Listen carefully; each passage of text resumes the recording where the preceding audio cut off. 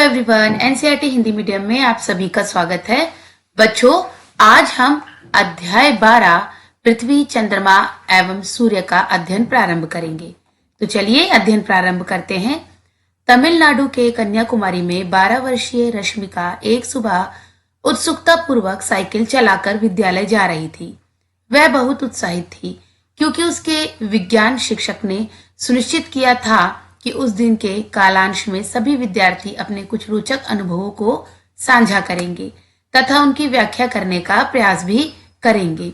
रश्मिका का ध्यान प्रायः इस बात पर जाता था कि अपराह्न यानी दोपहर के बाद का समय, अपराह्न में विद्यालय से लौटते समय नारियल के वृक्षों की छाया प्रातः काल की इनकी छाया की अपेक्षा छोटी होती थी।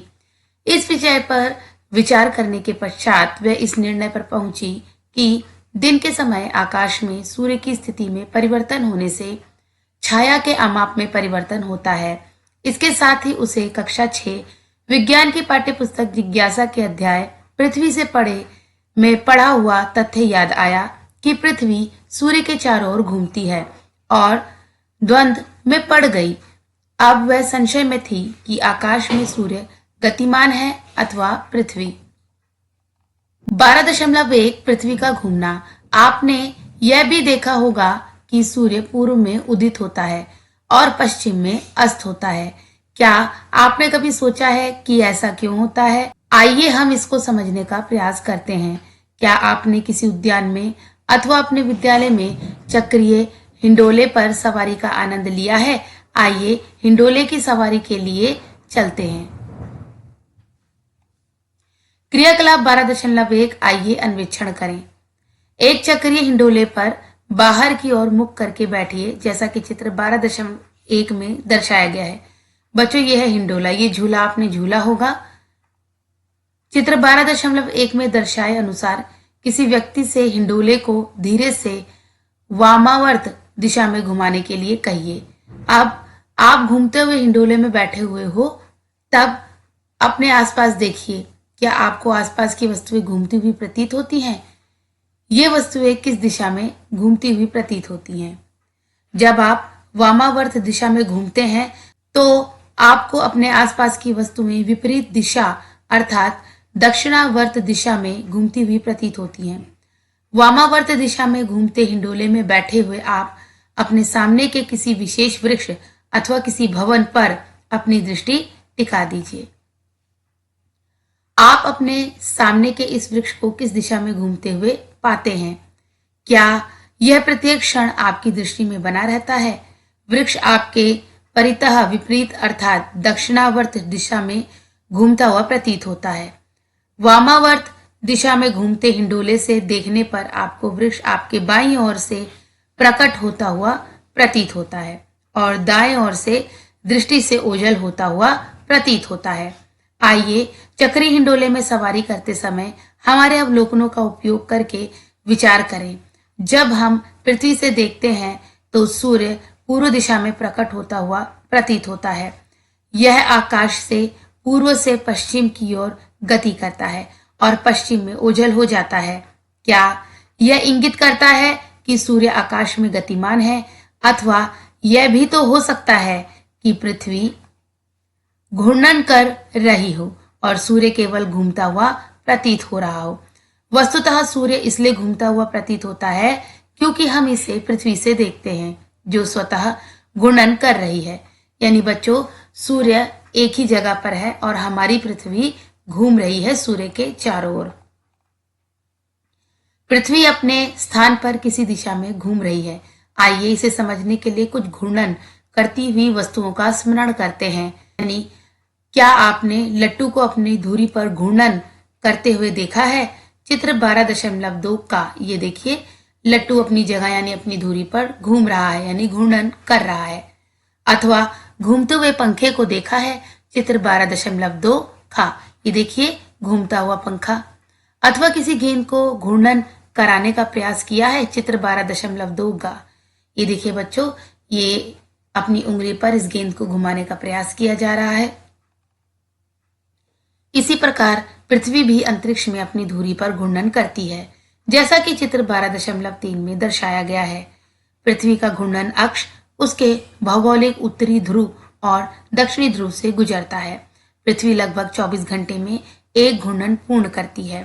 चित्र 12.3 में जब उत्तरी ध्रुव के ऊपर से देखा जाता है तो पृथ्वी वामावर्त दिशा में अर्थात पश्चिम से पूर्व की ओर घूम रही होती है।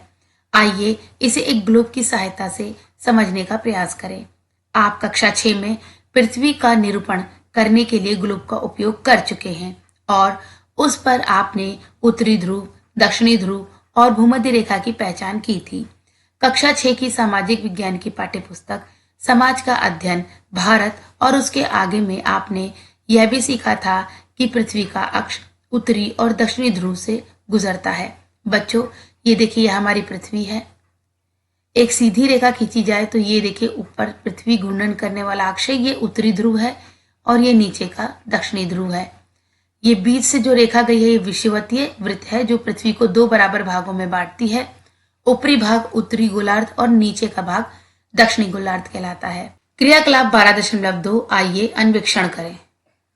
पृथ्वी का निरूपण करने के लिए ग्लोब का उपयोग कीजिए और उस पर अपनी अवस्थिति अंकित करने हेतु एक छोटा स्टिकर लगाइए। चित्र 12.4 का ये देखिए, ये बच्चे पृथ्वी पर जिस स्थान पर है वहां पर एक स्टिकर लगा रहे हैं। उत्तरी ध्रुव के ऊपर से देखते हुए ग्लोब को उसके अक्ष के परितः वामावर्त दिशा में धीरे धीरे घुमाइए।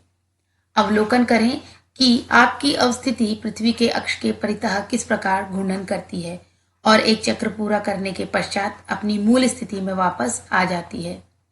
गहन चिंतन करते हैं बच्चों।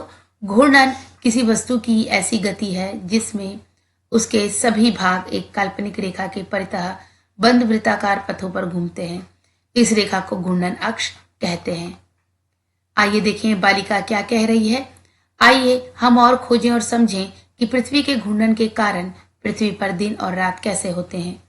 सूर्य को निरूपित करने हेतु एक टार्च लीजिए। क्रियाकलाप के आगे के चरणों को करने हेतु अपेक्षाकृत अंधेरे कमरे में जाइए। अब टॉर्च से लगभग 1.5 मीटर दूरी पर रखे ग्लोब पर प्रकाश डालिए। ये देखिए इस चित्र के अनुसार, जैसा कि चित्र 12.4 खा में दर्शाया गया है। क्या आपने ध्यान दिया कि किस प्रकार ग्लोब का आधा भाग टॉर्च के प्रकाश से प्रकाशमान होता है जबकि दूसरे आधे भाग में अंधेरा रहता है। देखिए बच्चों, जब टॉर्च जलाया जा रहा है तो पृथ्वी का केवल आधा भाग ही प्रकाशमान हो रहा है, दूसरा भाग अंधेरे में है। ग्लोब के जिस आधे भाग में प्रकाश पड़ता है वहां दिन का समय होता है और दूसरे भाग में रात का समय होता है। भारत में सूर्योदय सर्वप्रथम पूर्व भाग में होता है, इसके पश्चात अन्य भागों में होता है। ग्लोब पर भारत के पूर्वी भाग को देखते हुए ग्लोब को एक दिशा में घुमाइए और इसके पश्चात इसे विपरीत दिशा में घुमाइए। जब प्रकाश सर्वप्रथम भारत के पूर्वी भाग पर पड़ता है तब घूर्णन की दिशा क्या होती है। जब ग्लोब उत्तरी दक्षिण अक्ष के सापेक्ष पश्चिम से पूर्व की ओर घूमता है तो प्रकाश सर्वप्रथम भारत के पूर्वी भाग पर पड़ता है।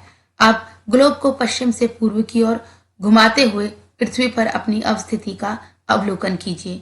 क्या ये दिन और रात के चक्र से गुजरती है। सूर्योदय तब होता है जब आपकी अवस्थिति प्रकाशमान क्षेत्र में आती है और सूर्यास्त तब होता है जब आपकी अवस्थिति अंधेरे में आती है।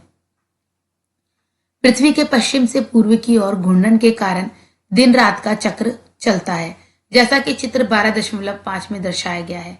पृथ्वी पर सूर्य के सामने वाले भाग में दिन होता है जबकि दूसरे भाग में अंधेरा होने के कारण रात होती है।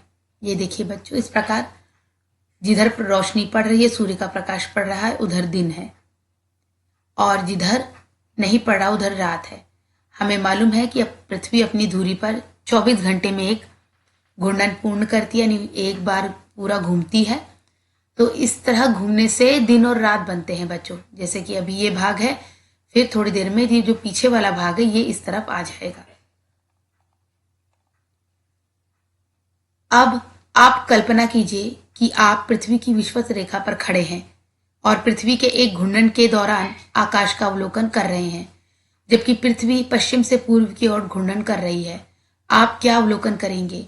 क्या आपका अवलोकन चित्र 12.6 में दर्शाई गई बालिका के अवलोकन के समान होगा। ये देखिए बच्चों, ये बालिका स्थान पे खड़ी है विषुवती रेखा पर। चलिए इसे पढ़ते हैं, इसमें क्या है। नंबर 1 में ये बालिका क्या कह रही है, मैं उत्तर की ओर मुंह करके खड़ी हूं और मेरी पीठ दक्षिण की ओर है। प्रातःकालीन सूर्य पूर्व दिशा में मेरे दाहिनी तरफ प्रकट होता है। चलिए दूसरे नंबर पे देखें, ये बालिका क्या है, मध्याह्न के समय मैं घूमकर नई स्थिति में पहुंच जाती हूं जहां पर सूर्य ऊर्ध्वाधरतः सिर के ऊपर दिखाई देता है, यानी दोपहर के समय सिर के ऊपर है। अब उसके बाद क्या है, संध्या समय तक मैं और आगे घूम जाती हूँ। सूर्य पश्चिम से बाईं ओर से मेरी दृष्टि से ओझल होने लगा है, यानी कि पश्चिम में डूब रहा है। अब रात्रि आकाश में तारे दिखाई देने लगेंगे। तो बच्चों हमने देखा घूर्णन करती हुई पृथ्वी पर विषुवतीय रेखा से सूर्य को देखती हुई एक बालिका। ठीक है, चलिए आगे चलते हैं। पृथ्वी के घूर्णन के कारण ऐसा प्रतीत होता है कि सूर्य पूर्व दिशा में उदित होता है और आकाश में पूर्व से पश्चिम की ओर चलता हुआ पश्चिम दिशा में अस्त होता है। चित्र 12.6। सूर्य के अस्त होने पर रात्रि प्रारंभ होती है और आकाश में तारे दिखते हैं। चलिए बच्चों ये रोचक तथ्य पढ़ते हैं। इस पाठ्य पुस्तक के पूर्ववर्ती अध्याय समय एवं गति का मापन में आपने सीखा था कि कैसे गैलीलियो नामक एक वैज्ञानिक ने लोलक के एक महत्वपूर्ण गुण का पता लगाया और 17वीं शताब्दी में दूसरे वैज्ञानिक हाइगेन्स ने उस गुण का उपयोग समय मापने हेतु लोलक घड़ियां बनाने के लिए किया। 19वीं शताब्दी के मध्य में एक अन्य वैज्ञानिक लियोन फोको ने पहली बार पृथ्वी के घूर्णन के प्रदर्शन हेतु एक लंबे लोलक का उपयोग किया। इस लोलक को उनके सम्मान में फोको पेंडुलम के नाम से जाना जाता है। इसमें एक भारी गोलक एक लंबी डोरी के साथ किसी ऊंची छत से लटका हुआ है। 22 मीटर की लंबाई वाला एक फोको पेंडुलम दिल्ली में भारत की नई संसद के संविधान सदन में छत रोशनदान से लटकाया गया है। यह भारत के विचार को ब्रह्मांड की विशालता के साथ एकीकृत करने का प्रतीक है। आइए देखें ये बालक क्या कह रहा है। क्योंकि पृथ्वी घूम रही है तो क्या सूर्य की भांति सितारे भी आकाश में घूमते हुए प्रतीत नहीं होने चाहिए? हाँ बिल्कुल, पृथ्वी के घूर्णन का तारों पर प्रभाव देखने हेतु चलिए इसके साथ ही हम रात्रि आकाश में तारों को ध्यान से देखते हैं। क्रियाकलाप 12.3 आइए अन्वेषण करें। मार्च और मई के मध्य की किसी संध्या के आरंभ में कक्षा 6 विज्ञान पाठ्य पुस्तक जिज्ञासा के अध्याय पृथ्वी से परे में अपनाई गई विधि का उपयोग करके सप्तऋषि यानी कि बिग डीपर को और यदि दिखाई दे तो ध्रुव तारे को भी पहचानिए। अपने रात्रि आकाश के अवलोकन का स्थान और तिथि अंकित कीजिए। यह क्रिया एक ही रात्रि में किया जाना चाहिए। ध्रुव तारे के सापेक्ष आकाश में सप्तऋषि की स्थिति का आरेख बनाइए। यदि आपको ध्रुव तारा नहीं दिखता है तो सप्तऋषि की दिशा में भूमि पर किसी वृक्ष अथवा भवन की स्थिति के सापेक्ष सप्तऋषि की स्थिति का आरेख बनाइए। अपने आरेख के साथ अपने अवलोकन का समय अंकित कीजिए जैसा कि चित्र 12.7 में दर्शाया गया है। बच्चों देखिए यह चित्र 12.7 है। यह पुणे में अवस्थित किसी विद्यार्थी द्वारा 1 और 2 अप्रैल के बीच की रात्रि को देखे गए सप्तऋषि का निरूपण आरेख यानी कि क्रियाकलाप 12.3 के लिए है। ये है, देखिए बच्चों, ये देखिए बिग डीपर और सप्तऋषि तारा यानी कि और ध्रुव तारे की स्थिति। ये ध्रुव तारा है, ये बिग डीपर है। तो बच्चों देखिए उस बच्चे ने ये देखिए कब से देखना प्रारंभ किया था, यहां से। ठीक है, शाम 7 बजे यह स्थिति थी, 9 बजे यहां थी स्थिति, 11 बजे यहां, रात के 1 बजे यहां, सुबह के 3 बजे यहां पे स्थिति थी और सुबह 5 बजे यहां स्थिति थी। तो देखिए इस प्रकार से ये पूरा ऐसे एक चक्र जैसा प्रतीत हो रहा है, अर्धचक्र जैसा बना है। ठीक है बच्चों, चलिए आगे का अध्ययन करते हैं। 2 घंटे पश्चात सप्तऋषि का पुनः अवलोकन कीजिए। क्या यह अपनी स्थिति से हट गया है? पुनः इसकी स्थिति का आरेख बनाइए और समय अंकित कीजिए। उपरोक्त चरण को 2 घंटे पश्चात पुनः दोहराइए। स्थिति का आरेख बनाइए और समय अंकित कीजिए। उपरोक्त चरण को 2 घंटे पश्चात पुनः दोहराइए। क्या आप अवलोकन कर पाते हैं कि सप्तऋषि ध्रुव तारे के चारों ओर घूमता हुआ प्रतीत होता है। यदि आप ध्रुव तारे को नहीं भी देख पाते हैं तो केवल अपने द्वारा निर्धारित वृक्ष अथवा भवन के सापेक्ष सप्तऋषि की गति पर ध्यान दीजिए।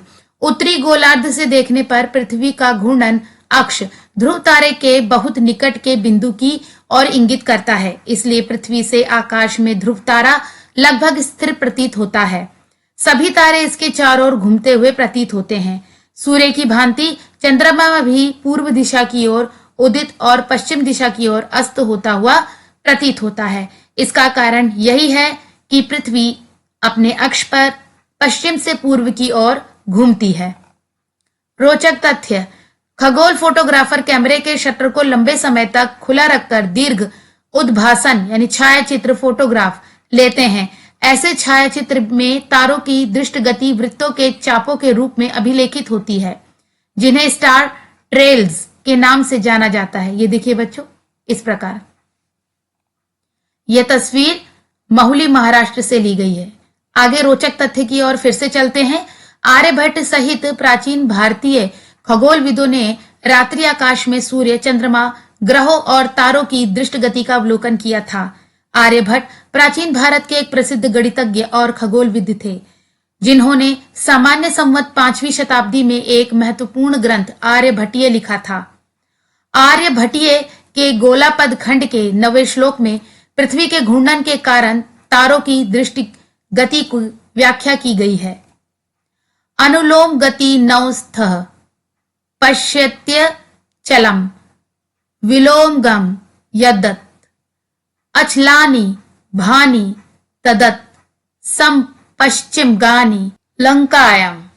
जिस प्रकार आगे बढ़ती नाव में बैठा व्यक्ति स्थिर वस्तुओं को पीछे की ओर गति करता हुआ देखता है, इसी प्रकार लंका के लोगों को स्थिर तारे पश्चिम की ओर गतिमान दिखाई पड़ते हैं। आर्यभट्ट ने पृथ्वी द्वारा अपने अक्ष के परितः एक पूर्ण घूर्णन में लगने वाले समय का अनुमान आधुनिक मात्रकों में लगभग 23 घंटे 56 मिनट 4.1 सेकंड लगाया। यह मान वर्तमान में स्वीकृत मान के इतना निकट है कि देखकर विस्मय होता है। देखिए बालिका क्या कह रही है। मैंने देखा है कि वर्ष के अलग अलग महीनों में सूर्यास्त के समय पूर्व में दिखने वाले तारे और तारामंडल बदलते रहते हैं। ये बालक क्या कह रहा है? हाँ, शायद इसलिए हमें कक्षा 6 में वर्ष के कुछ निश्चित काल में ही कुछ तारों और तारामंडलों को देखने के लिए कहा गया था, परंतु एक वर्ष की अवधि में रात्रि आकाश के उसी भाग में भिन्न भिन्न तारे क्यों दिखाई देते हैं। चलिए आगे देखते हैं। 12.2 पृथ्वी का परिक्रमण। कक्षा 6 में हमने सीखा है कि पृथ्वी अपने अक्ष के परितः घूर्णन करने के साथ साथ सूर्य के चारों ओर परिक्रमण भी करती है। यह गति घूर्णन से भिन्न है। परिक्रमा किसी वस्तु की किसी अन्य वस्तु के चारों ओर एक बंद पथ पर गति होती है।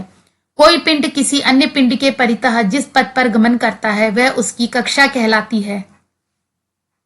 यदि ऊपर से देखा जाए चित्र 12.8 तो सूर्य के परितः पृथ्वी की कक्षा लगभग वृत्ताकार है। कक्षा 6 की विज्ञान की पाठ्य पुस्तक जिज्ञासा के अध्याय पृथ्वी से परे में दिए गए सौर परिवार के चित्र में कक्षा दीर्घ वृत्ताकार दिखाई गई थी, क्योंकि यह कक्षा एक पार्श्व दृश्य था।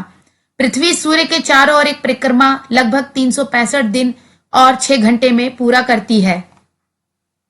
12.2.1 पृथ्वी से देखने पर रात्रि आकाश का परिवर्तित होता दृश्य। प्रत्येक संध्या को सूर्य पश्चिम दिशा में अस्त होता है और तारों से पूरित रात्रि आकाश दृष्टिगोचर हो जाता है।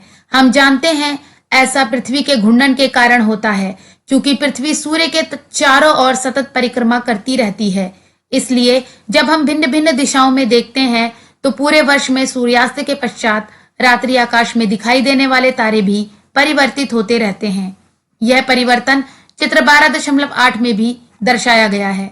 बच्चों ये देखिए, यह है चित्र 12.8। सूर्य के चारों ओर पृथ्वी की परिक्रमा के कारण वर्ष भर रात्रि आकाश का दृश्य परिवर्तित होता रहता है। दूरियां और आमाप सही अनुपात के अनुसार नहीं है। देखिए मार्च के महीने में ये देखिए, देखा आपने। इसी प्रकार दिसंबर के महीने में, ये सितंबर में इस प्रकार है। ये बालकों को देखिए ध्यान से। और जून में यहाँ सूर्यास्त के समय उदित होने वाले तारे हैं। सूर्यास्त के समय अस्त होने वाले तारे, विभिन्न महीनों में भिन्न भिन्न तारों का सूर्यास्त के समय उदय होना।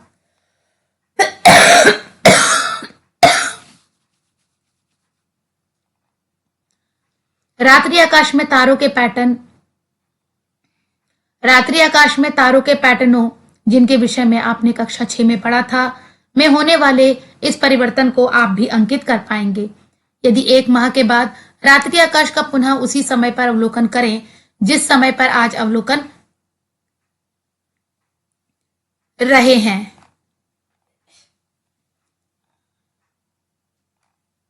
रोचक तथ्य, पश्चिम भारत की तापी घाटी में भील और पावारा स्वदेशी समुदाय हैं जो आकाश में कुछ तारों के पैटर्न की उपस्थिति का मानसून की वर्षा के आगमन के संकेत के रूप में उपयोग करते रहे हैं। आगे चलते हैं। 12.2.2 पृथ्वी पर ऋतुएं।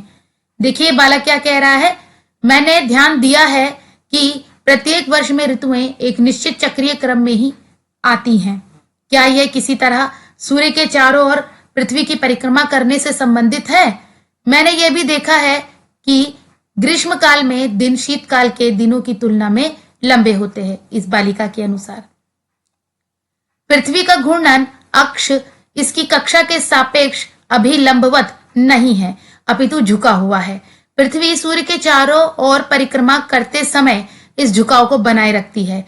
चित्र 12.9। पृथ्वी के अक्ष के झुकाव और पृथ्वी के गोलाकार होने के कारण यहाँ भिन्न भिन्न ऋतुएं होती हैं। आइए हम पता करें कि ऋतु परिवर्तन कैसे होता है। बच्चों ये देखिए, पृथ्वी अपनी अक्ष पे थोड़ा झुकी हुई है। ये जो लाल तीर आपको दिखाई दे रहा है ना, ये देखिए पृथ्वी जैसे इस प्रकार सीधा होना चाहिए, तो ये थोड़ा सा इधर की साइड इस तरह से तिरछी है। ये देखिए बच्चों, झुकी हुई है अपने अक्ष पे। तो देखिए ये उत्तरी ध्रुव है, ये दक्षिणी ध्रुव है। मार्च के महीने में देखिए इधर है उत्तरी ध्रुव, दक्षिणी ध्रुव। उत्तरी गोलार्ध में शीत ऋतु है। उत्तरी ध्रुव यहाँ दक्षिणी ध्रुव है। ये सितंबर का महीना है। उत्तरी ध्रुव दक्षिणी ध्रुव, अब देखिए जून में यहाँ है। उत्तरी गोलार्ध में ग्रीष्म ऋतु है। ठीक है बच्चों, इसी से ऋतुएं बनती हैं।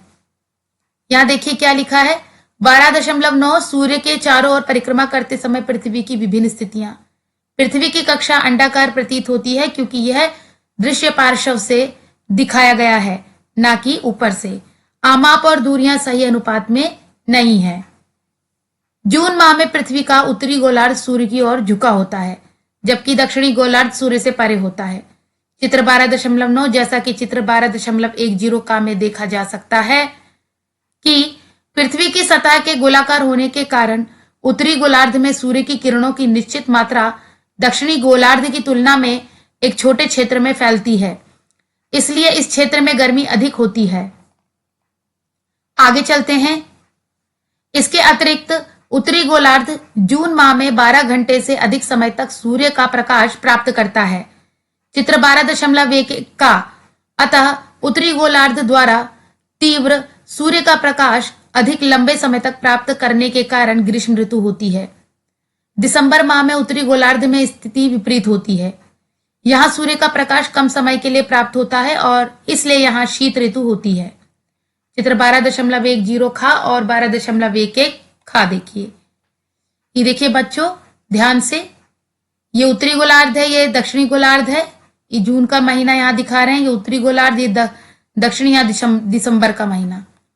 तो यहाँ ध्यान से देखिए, इधर एरो को देखिए, इस चिन्ह तीर के चिन्ह पे ध्यान देते हैं। क्या लिखा है, इस गोलार्ध में सूर्य की किरणों की समान मात्रा अपेक्षाकृत छोटे क्षेत्र में फैले होने के कारण सूर्य का प्रकाश अत्यधिक तीव्र होता है। देख रहे हैं आप। उसके पश्चात अब इधर देखिए क्या है, यहाँ पे ये छोटे क्षेत्र में है तो यहां पर तीव्र होगा। ठीक है, आगे देखते हैं। ये वाला तीर देखिए, इस गोलार्ध में सूर्य की किरणों की समान मात्रा अपेक्षाकृत अधिक क्षेत्र में फैली होने के कारण सूर्य का प्रकाश कम तीव्र होगा। अब देखिए, जब सूर्य का प्रकाश फैल गया तो तीव्रता कम हो गई, लेकिन सूर्य का प्रकाश जब कम क्षेत्र पे पड़ा तो तीव्र पड़ा। इसी प्रकार यहां पर भी इस क्षेत्र में। आइए आगे चलते हैं। इस चित्र में ध्यान से देखिए बच्चों, ये सूर्य की किरणें बताई गई हैं, ये सूर्य की किरणें हैं, देख रहे हैं आप इधर भी। जून माह में प्रत्येक दिन उत्तरी ध्रुव 24 घंटे सूर्य का प्रकाश प्राप्त करता है। कितनी आश्चर्यजनक बात है ना बच्चों, कि यहां पर जून माह में उत्तरी ध्रुव पर 24 घंटे सूर्य का प्रकाश होता है, यहां रात नहीं होती है उस समय। चलिए यहां देखते हैं, दिसंबर में प्रत्येक दिन उत्तरी गोलार्ध में पूरे 24 घंटे अंधकार रहता है। अब यहां देखिए, यहां दिसंबर जब महीना आ जाएगा तो वहां पर फिर रात ही रात रहेगी, दिन ही नहीं होगा, अंधेरा ही रहेगा। आइए आगे देखते हैं, इस तीर की तरफ इशारा क्या हो रहा है। इस गोलार्ध में सभी स्थान पृथ्वी के 24 घंटे के घूर्णन काल में से 12 घंटे से अधिक समय तक प्रकाश प्राप्त करते हैं। अब ये नीचे की तरफ देखते हैं, ध्यान दीजिए। इस गोलार्ध में सभी स्थान पृथ्वी के 24 घंटे के घूर्णन काल में से 12 घंटे से अधिक समय तक अंधकार में रहते हैं। चित्र 12.11 उत्तरी गोलार्ध का जून में दिन बड़े होते हैं, अर्थात सूर्य का प्रकाश ज्यादा समय तक प्राप्त होता है। ख दिसंबर में दिन छोटे होते हैं, अर्थात सूर्य का प्रकाश कम समय तक प्राप्त होता है। दक्षिणी गोलार्ध में ऋतुओं और दिनों की अवधि उत्तरी गोलार्ध की तुलना में विपरीत होती है। यहां जून माह में शीतकाल और दिसंबर माह में ग्रीष्मकाल होता है। चित्र 12.10 और चित्र 12.11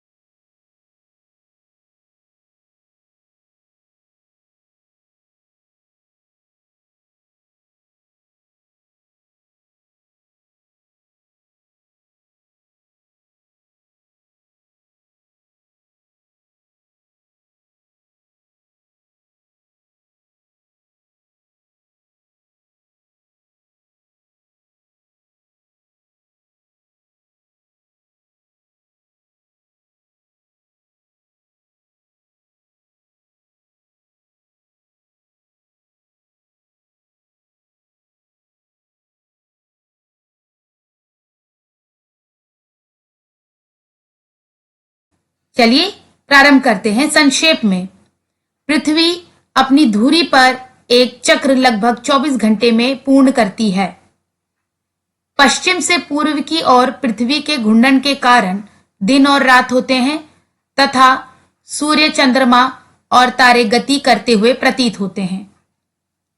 पृथ्वी सूर्य की परिक्रमा करती है और परिक्रमण पूरा करने में लगभग 1 वर्ष का समय लेती है। पृथ्वी का घूर्णन अक्ष इसकी कक्षा के सापेक्ष अभी लंबवत नहीं है, अपितु झुका हुआ है।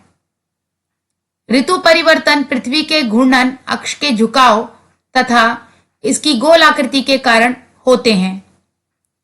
सूर्य ग्रहण तब होता है जब चंद्रमा अपनी कक्षा में घूमता हुआ सूर्य और पृथ्वी के बीच में आ जाता है और सूर्य के प्रकाश को पृथ्वी पर पहुंचने से रोक देता है। चंद्र ग्रहण तब होता है जब सूर्य और चंद्रमा के बीच पृथ्वी आ जाती है और सूर्य के प्रकाश को चंद्रमा पर पहुंचने से रोक देती है। तो बच्चों, हमने इस अध्याय को एक बार और दोहरा लिया है।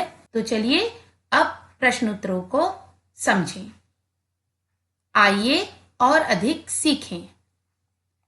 सर्वप्रथम प्रश्न संख्या 1। चित्र 12.17 में पृथ्वी के एक घूर्णन के दौरान उत्तरी ध्रुव और दक्षिणी ध्रुव पर सूर्य का प्रकाश कितने कितने घंटे रहता है? उत्तर है पृथ्वी के घूर्णन के दौरान उत्तरी ध्रुव और दक्षिणी ध्रुव।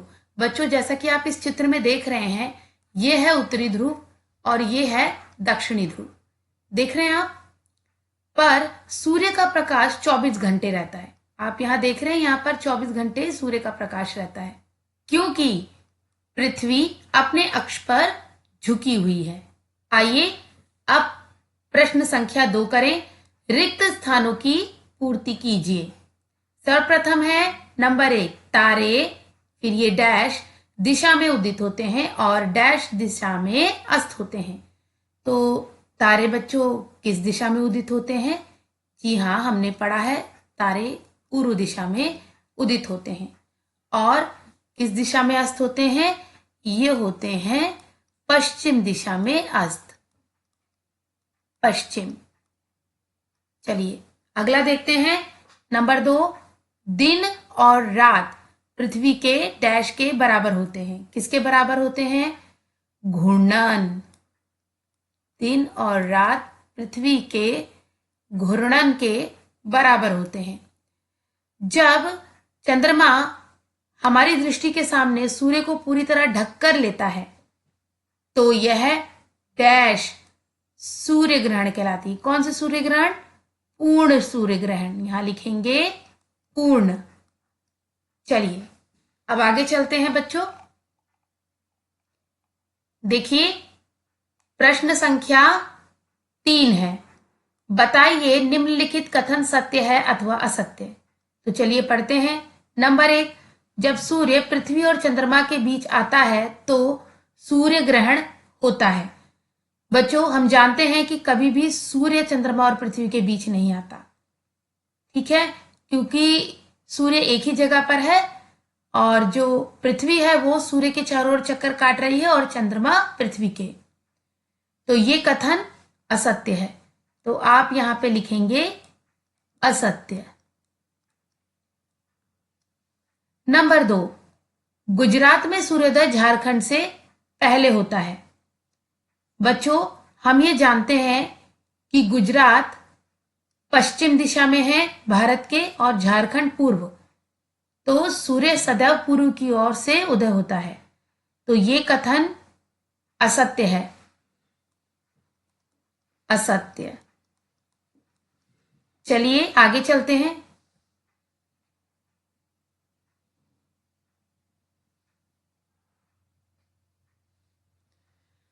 चलिए नंबर 3, चेन्नई में सबसे लंबा दिन ग्रीष्म अयनांत में होता है। यह कथन सत्य है। नंबर 4, हमें सूर्य ग्रहण सीधा अपनी खुली आंखों से देखना चाहिए। बच्चों, यह कथन असत्य है ये बहुत ही हानिकारक होता है। हमें सूर्य ग्रहण कभी भी अपनी सीधी आंखों से नहीं देखना चाहिए। नंबर 5, ऋतु परिवर्तन पृथ्वी के घूर्णन अक्ष के झुकाव तथा इसकी गोल आकृति के कारण होता है। यह कथन भी सत्य है, बिल्कुल सही, सत्य। छठा, सूर्य के परितः पृथ्वी के परिक्रमण के कारण दिन और रात होते हैं। बच्चों, ये असत्य है। सूर्य के परितः नहीं, पृथ्वी के अपनी अक्ष पे घूमने के कारण दिन और रात होते हैं। चलिए अगला प्रश्न करते हैं। प्रश्न संख्या 4, पद्मश्री ने कल रात 8 बजे ओरायन तारामंडल को लगभग अपने सिर के ऊपर देखा था। वह आज ओरायन तारामंडल को अपने सिर के ऊपर किस समय देखेगी? उत्तर, पृथ्वी प्रत्येक 4 मिनट में लगभग 1 डिग्री घूमती है। इसका अर्थ यह है कि प्रत्येक बीतते दिन के साथ वही तारा या नक्षत्र लगभग 4 मिनट पहले उसी स्थिति में दिखाई देगा। इसलिए यदि पद्मश्री ने कल शाम 8 बजे ओरायन तारामंडल को देखा था तो वह आज शाम 7:56 बजे देखेगी। ठीक है बच्चों, चलिए अगले प्रश्न की ओर चलते हैं। प्रश्न 5, नंदिनी ने 21 जून को मध्य रात्रि में एक तारा समूह को उदित होते हुए देखा। अगले वर्ष मध्य रात्रि में वह तारों के इस समूह को कब उदित होते हुए देखेगी? उत्तर, पृथ्वी अपनी धुरी पर 24 घंटे में एक चक्कर पूरा करती है, लेकिन यह सूर्य के चारों ओर भी घूमती है। इस गति के कारण तारे हर दिन लगभग 4 मिनट पहले उगते हैं। यह 365 दिनों में लगभग 24 घंटे का अंतर बनाता है। इसलिए अगले वर्ष तारों का वही समूह मध्य रात्रि में 21 जून से लगभग 4 मिनट पहले उदित होगा। चलिए बच्चों, प्रश्न संख्या 6 देखते हैं। अभय के ध्यान में यह बात आई कि जब भारत में दिन होता है तो अमेरिका में रहने वाले उसके चाचा जी उस समय सो रहे होते हैं, क्योंकि वहां उस समय रात होती है। इस अंतर का क्या कारण है? चलिए उत्तर देखते हैं बच्चों। उत्तर, पृथ्वी के अपने अक्ष पर घूर्णन के कारण दिन और रात बनते हैं। जब पृथ्वी अपनी धुरी पर घूमती है तो इसका जो भाग सूर्य के सामने होता है वहां दिन होता है, और जो भाग सूर्य के विपरीत होता है वहां रात होती है। भारत और अमेरिका अलग अलग देशांतरों पर स्थित हैं, इसलिए जब भारत में दिन होता है तो पृथ्वी के घूर्णन के कारण अमेरिका में रात होती है। चलिए बच्चों, प्रश्न संख्या 7 देखते हैं। 4 मित्रों ने सूर्य ग्रहण के अवलोकन हेतु निम्नलिखित 4 ढंग अपनाए। इनमें से किसने असावधानी बरती? पहला है, रवि किशन ने सूर्य ग्रहण देखने वाले नजर के चश्मे का उपयोग किया। दूसरा है, ज्योति ने सूर्य का प्रतिबिंब पर्दे पर बनाने के लिए दर्पण का उपयोग किया। तीसरा है, आदित्य ने सीधे अपनी खाली आंखों से सूर्य का अवलोकन किया। चौथा है, अरुणा ने कृत्रिम नभोमंडल द्वारा आयोजित एक कार्यक्रम में भाग लिया। तो बच्चों, जैसा कि हम जानते हैं कि हमें कभी भी अपनी खाली आंखों से सूर्य का अवलोकन नहीं करना चाहिए ग्रहण के समय। तो यानी कि ये जो नंबर 3 पर है, आदित्य ने सीधे अपनी खाली आंखों से सूर्य का अवलोकन किया, इसने असावधानी बरती। तो चलिए अब अगले प्रश्न की ओर चलते हैं। प्रश्न संख्या 8। तो बच्चों, चित्र 12.1 काट के वृत्तों में सूर्य, चंद्रमा तथा पृथ्वी में से चुनकर उपयुक्त शब्द लिखिए। पहले है यहाँ सूर्य ग्रहण। तो बच्चों, सूर्य ग्रहण कैसे होता है? जब सूर्य और यहाँ पे ये पृथ्वी, ठीक है, जब सूर्य और पृथ्वी के बीच में कौन आता है? चंद्रमा। जब सूर्य और पृथ्वी के बीच चंद्रमा आ जाता है तब सूर्य ग्रहण होता है। तो ये स्थिति होगी, पहले सूर्य, फिर चंद्रमा और फिर पृथ्वी। आइए इसके पश्चात चलते हैं। अगला है चंद्र ग्रहण। तो देखिए चंद्र ग्रहण में क्या होता है बच्चों, सूर्य की स्थिति वहीं पर है, ये यहीं पर रहेगा सूर्य और चंद्रमा के बीच जब पृथ्वी आ जाती है तो क्या होता है? चंद्र ग्रहण। ठीक है बच्चों, चलिए अगला चलते हैं, प्रश्न संख्या 9 देखते हैं। 9, चंद्रमा सूर्य की तुलना में बहुत छोटा है, फिर भी पूर्ण सूर्य ग्रहण के समय यह हमारी दृष्टि से सूर्य को पूरी तरह से ओझल कर देता है। ऐसा क्यों संभव होता है? उत्तर, यद्यपि चंद्रमा सूर्य की तुलना में बहुत छोटा है, लेकिन यह पृथ्वी के बहुत निकट है। इस कारण जब चंद्रमा सूर्य और पृथ्वी के बीच आ जाता है तो यह सूर्य को पूरी तरह से ढक लेता है, जिससे पूर्ण सूर्य ग्रहण होता है। आइए अगले प्रश्न की ओर चलते हैं। प्रश्न संख्या 10, ऑस्ट्रेलिया में भारतीय क्रिकेट टीम के मैच प्रायः दिसंबर में होते हैं। अपनी इस यात्रा के लिए उन्हें सर्दी के कपड़े ले जाने चाहिए या गर्मी के? उत्तर, दिसंबर में ऑस्ट्रेलिया में गर्मी का मौसम होता है, क्योंकि ऑस्ट्रेलिया दक्षिणी गोलार्ध में स्थित है, जहां का मौसम उत्तरी गोलार्ध, जहां की भारत स्थित है, के विपरीत होता है। जब भारत में दिसंबर में ठंड का महीना होता है तो ऑस्ट्रेलिया में गर्मी का मौसम होगा। अतः इस यात्रा के लिए भारतीय क्रिकेट टीम को गर्मी के कपड़े ले जाने चाहिए। प्रश्न संख्या 11, जब चंद्र ग्रहण होता है तो इसे पृथ्वी के एक बड़े भाग से देखा जा सकता है, किंतु सूर्य ग्रहण केवल पृथ्वी के एक छोटे भाग से ही देखा जा सकता है। आपके विचार में ऐसा क्यों होता है? उत्तर, सूर्य ग्रहण में चंद्रमा की छाया पृथ्वी पर पड़ती है, जो कि आकार में बहुत छोटी होती है। अतः सूर्य ग्रहण को पृथ्वी के एक छोटे भाग से देखा जा सकता है। अब चंद्र ग्रहण में पृथ्वी की छाया चंद्रमा पर पड़ती है, जो कि आकार में बहुत बड़ी होती है, इसलिए इसे पृथ्वी के एक बड़े भाग से देखा जा सकता है। आइए अंतिम प्रश्न की ओर चलते हैं। प्रश्न संख्या 12, व्याख्या कीजिए कि यदि पृथ्वी का घूर्णन अक्ष इसके परिक्रमण तल के सापेक्ष झुका हुआ न होता तो ऋतुओं पर इसका क्या प्रभाव होता? उत्तर होगा, पृथ्वी पर ऋतुओं का मुख्य कारण उसके घूर्णन अक्ष का 23.5 डिग्री पर झुका होना है। इस झुकाव के कारण जब पृथ्वी सूर्य के चारों ओर घूमती है तो उत्तरी और दक्षिणी गोलार्ध को अलग अलग समय पर सूर्य के प्रकाश की अलग अलग मात्रा मिलती है। अगर पृथ्वी का अक्ष झुका हुआ नहीं होता तो सूर्य की किरणें भूमध्य रेखा पर पूरे वर्ष सीधी पड़ती और बाकी क्षेत्रों में सूर्य के प्रकाश की मात्रा में कोई बदलाव नहीं होता।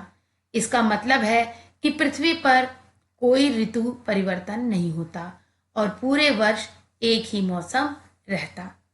तो बच्चों, इस प्रकार हमने ये अध्याय भी समाप्त की और कक्षा 7 की जिज्ञासा विज्ञान की पुस्तिका भी समाप्त कर ली है। तो बच्चों, मिलते हैं नेक्स्ट वीडियो में। Goodbye everyone.